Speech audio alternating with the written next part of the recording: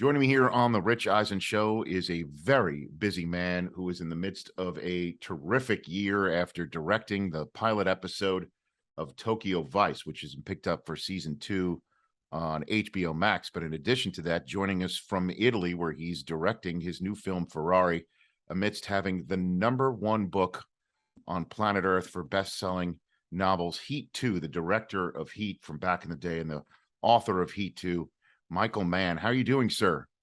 I'm doing well. Thank you. I would definitely say you're doing well. I mean, you're having a terrific year. Congratulations on that.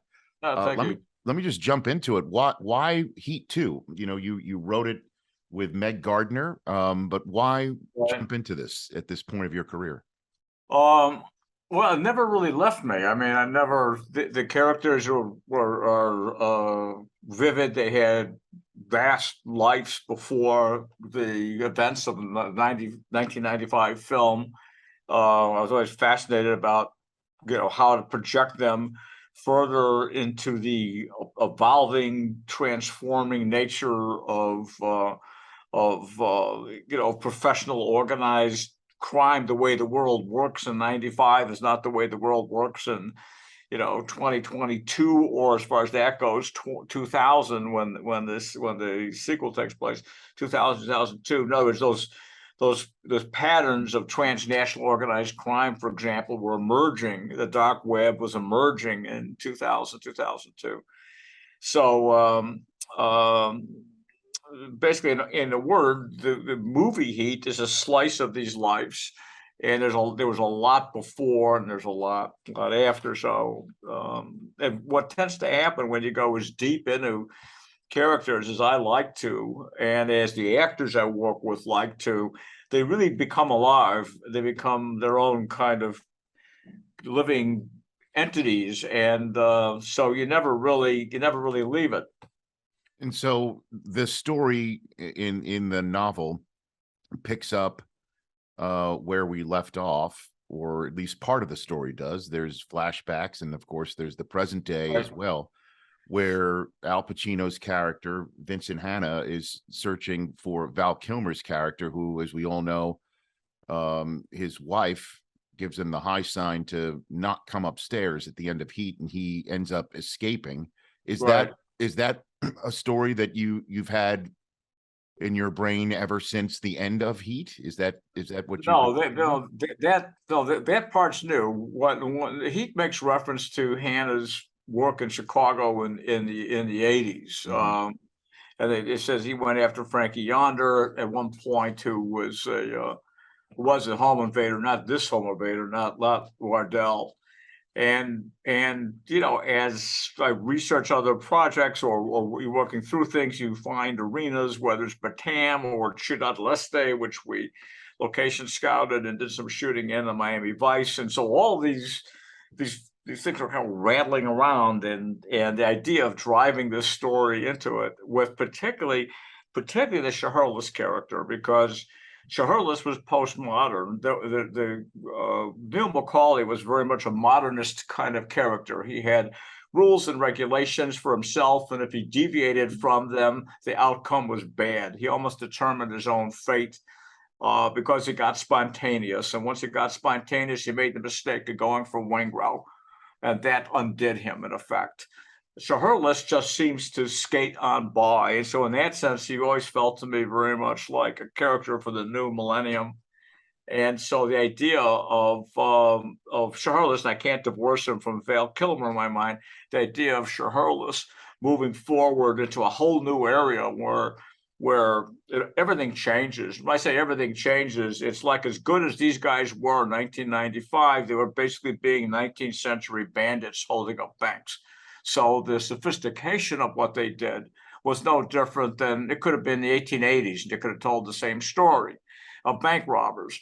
But when you move into the new millennium, everything's different, through the zeros and the odds, and to sort of bring this push the stories into this exciting new world, this territory that to me is unexplored and very, very exciting, exactly for that reason.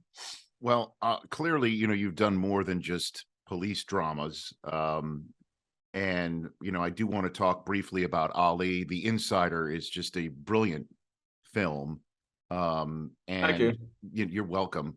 But, clearly, I mean, you wrote on Starsky and Hutch and Police Story. You created Vegas Crime Story and an EP on Miami Vice that you just referenced to, Heat, Tokyo Vice you're talking about right now. So what attracts you to the police world and has attracted you, Michael Mann? Well, probably two things. One is unconscious, and that is I grew up inner city in Chicago. And if you grow up inner city in Chicago, you do these kinds of dramas. Think of Billy Friedkin. Myself went to two high schools near each other, and if you're from Chicago and grew up in the suburbs, you tend to make comedies. So that's one reason. But there's a certain cynical, I mean, in 20th century history, there's a certain kind of a Berliner wit from Weimar, Germany in the 1920s, a very hard-edged, hard-boiled kind of sensibility. And I think you get that growing up in the city in the 50s and 60s when I grew up. So I am mandated to ask you, since you mentioned Chicago, and part of the show does involve sports. Are you Cubs, White Sox? Did you grow up either? Spend time in Wrigley, Comiskey, anything like that, Michael? No, I was way fan on the North Side. You're a Cubs fan, and that trains you, and that it actually trains you for how to handle despair, because no matter what you're thinking, the Cubs will disappoint you.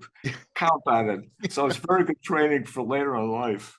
Well, did you enjoy, or were you busy or anything during the World Series run of recent years where they actually flipped the script, to use a phrase? I know they rewrote the script. I wasn't really tracking it, except it was, the series changed. But I'm not really. It's not so much, police drama, crime drama, as it is drama. Drama to me is conflict, and the conflicts with how we live and what's happening in our world are most overt in in real life, important life taking ways, and in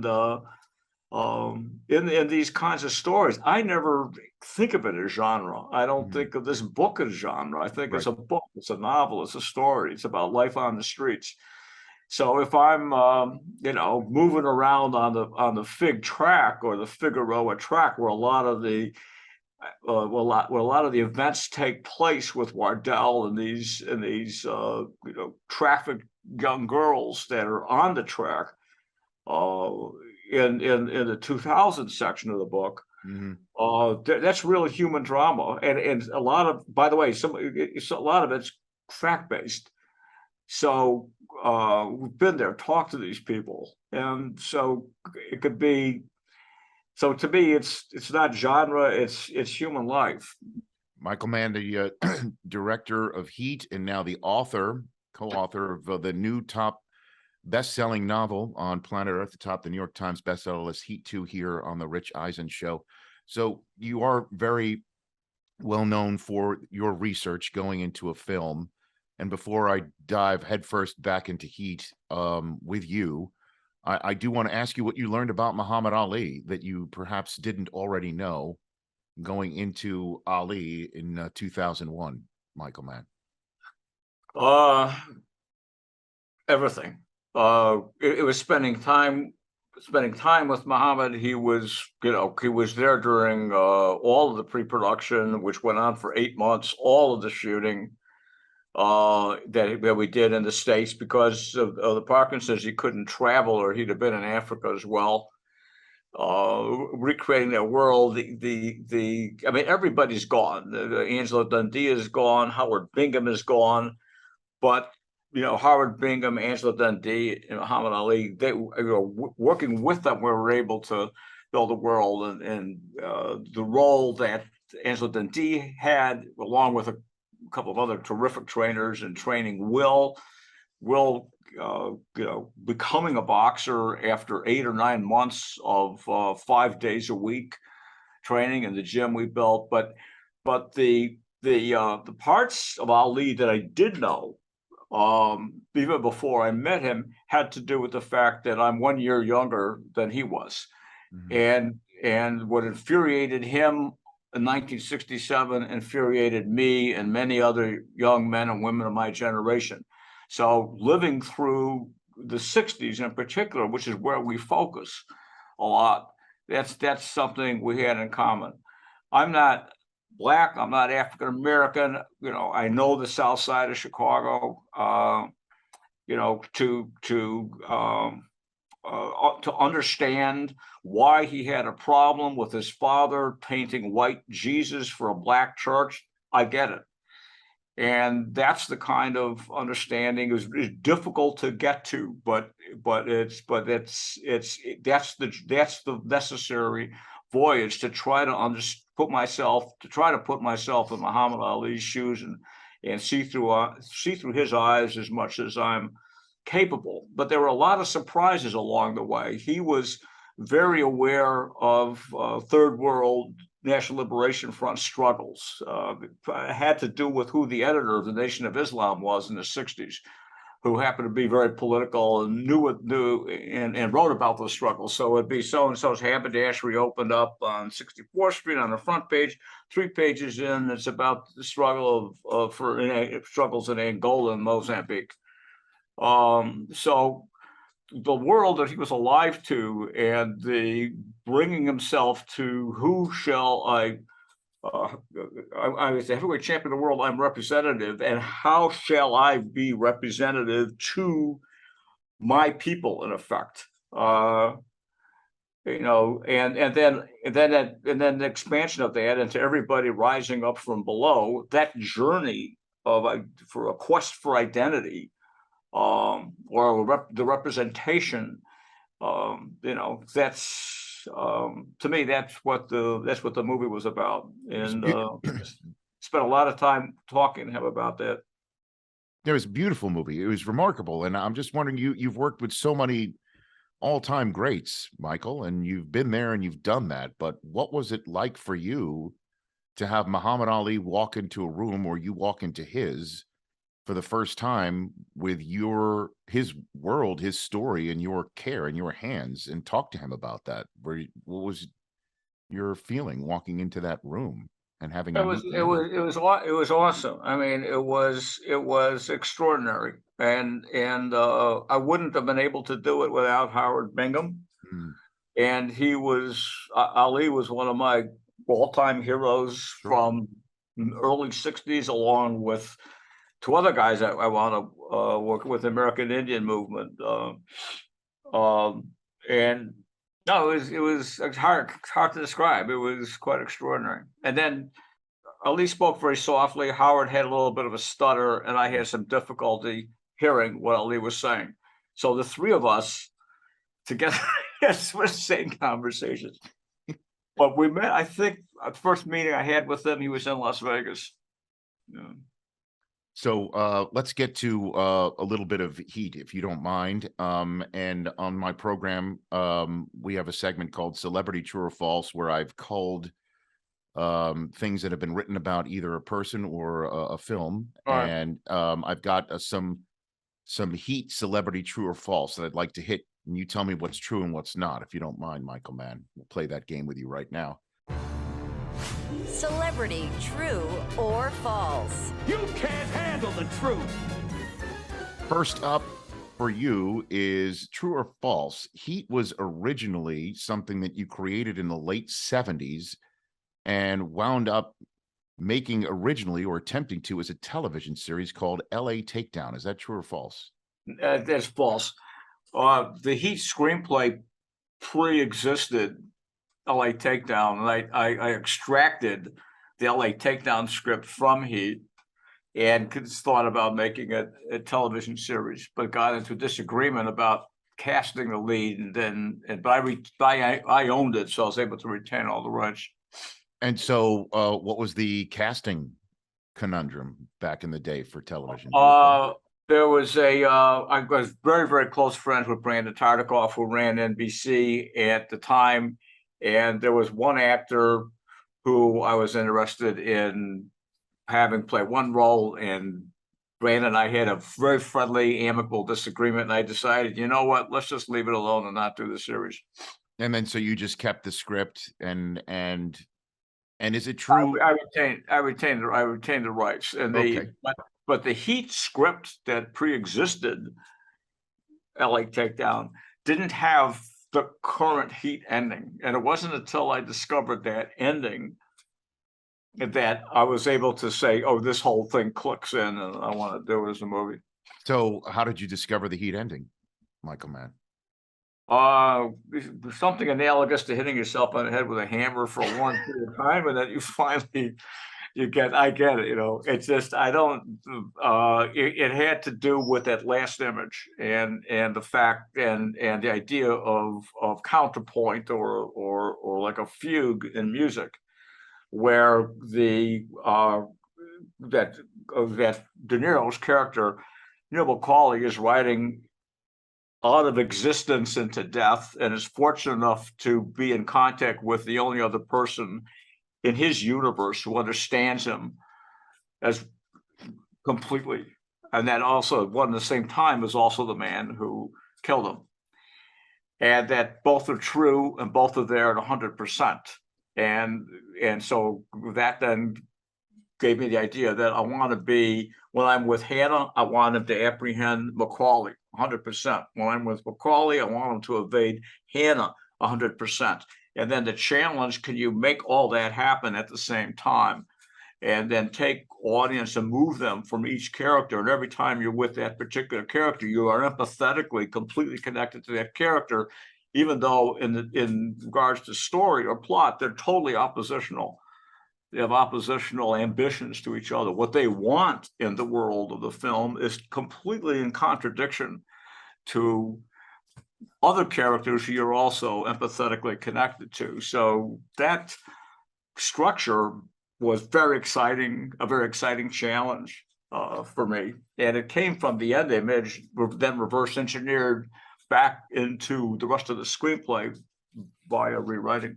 And so if it's not a challenge enough, you decided to shoot it at LAX at night with planes landing. How did you come up with that? And what were the logistical, I guess, trappings that you had to run there? One additional trapping was there was also the week the Unabomber threatened to blow up LAX. Come on.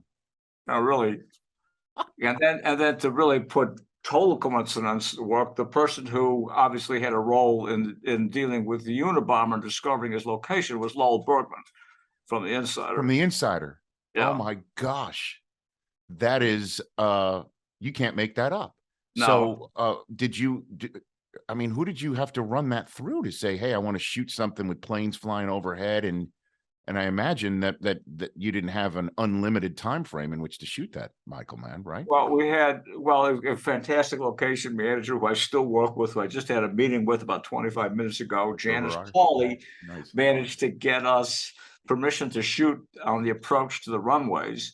And then when the Unabomber threatened to blow up LAX, she worked magic, and we were able to still allowed to still shoot there. Oh my gosh. Yeah. Next one for you, and I guess Heat celebrity, true or false, Michael Mann. The Pacino De Niro diner scene was raw, done at De Niro's suggestion without any rehearsal before you shot it on set. Is that true or false? That's false. When we were in pre-production and we were doing rehearsals, all of us were of a mind that no, you don't rehearse this scene. This scene, particularly artists like Al and Bob, you don't. The worst thing you could possibly do was rehearse a scene like that.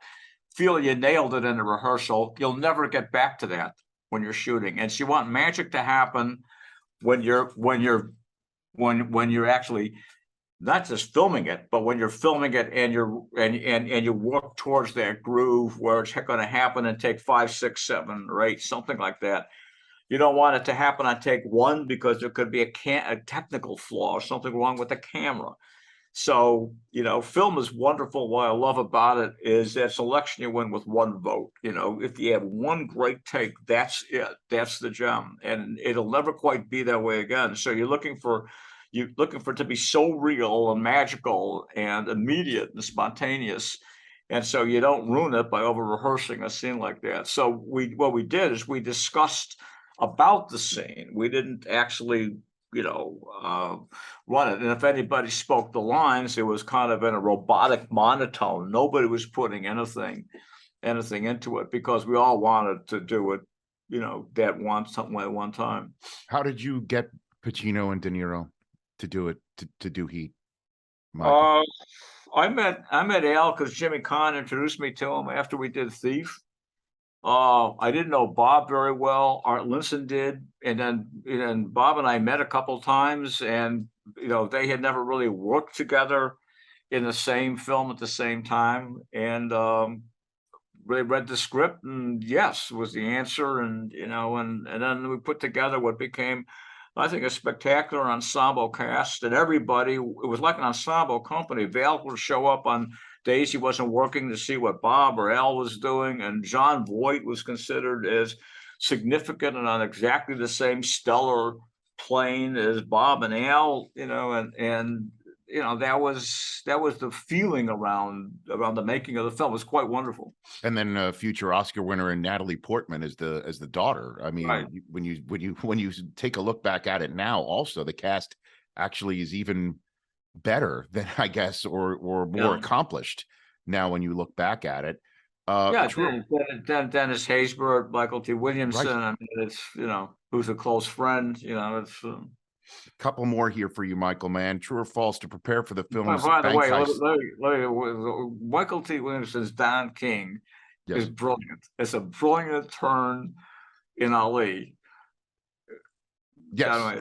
Oh no, he's terrific. I mean, he's as terrific as they come.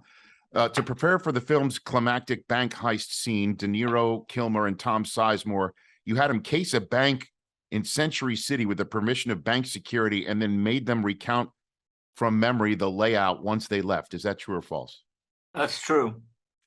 What did that accomplish in your mind? Well, you can't imagine the tension that any of us would have if you're armed. They were unloaded weapons, but they had the gear that they were wearing in the actual bank robbery, which meant they had a suit over a vest, and they had unloaded weapons, and they just to walk into a bank like that. The tension is extraordinary, and they were there to do a job. They were there to say where the security guards were standing, where the cameras were, how they would go in, if they had to get out, where the more than one exit or 2 or 3 exits, and basically case the bank.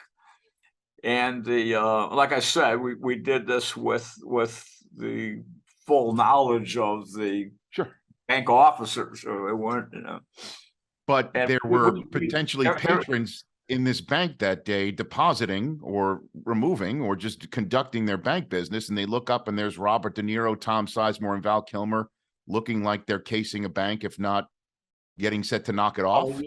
You wouldn't recognize them because with sunglasses and everything else that they had on and a hat, you wouldn't recognize it as De Niro. It wouldn't have been tense for anybody in the bank. It was very tense if you're Bob or Val or Sizemore. Did they get the memory of the layout proper? Did they nail it? Yes. They're top-notch actors. Okay, and then last one for you. I'm friends with Hank Azaria. He told me this story, so I guess I know it's true.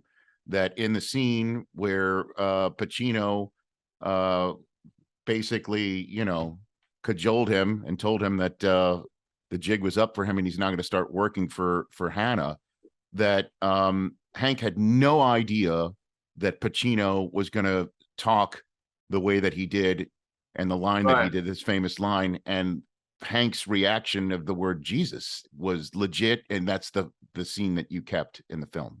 That's true. That's true. We would do things. I mean, Al was fantastic, and he would typically, his takes that were great takes that became prints were always like 5, 6, or 7.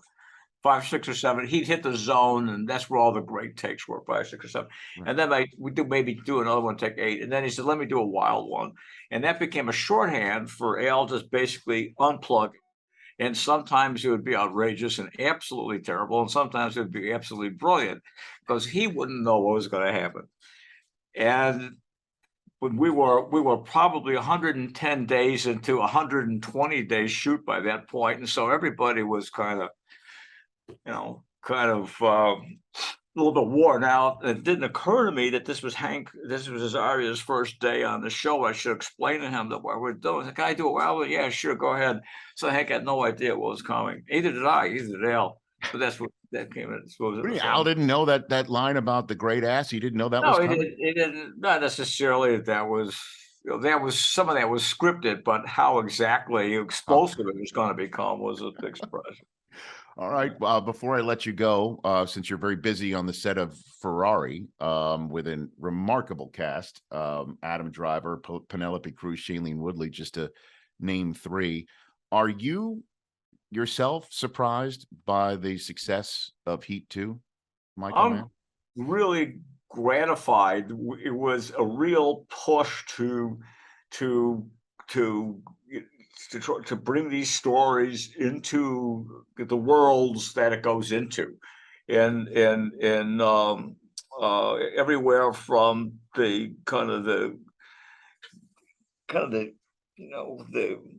the bottom levels of street life in LA, to the Straits of Malacca, Batam, and transnational crime, and the beginning of the dark web and its significance, and because romance and the delivery of Val's character of Shirless into completion as a human being. De Niro's Macaulay and Al's Hannah are total self-contained characters. They are arrived into their identity, and in the sequel part of this, so too does Chris Shirless, played by Val Kilmer in the original, arrive into a total complete man, a total complete individual in his romance with a very, very unusual woman, Anna Lou, who's based on somebody I met in Ciudad del Este when we were shooting Miami Vice.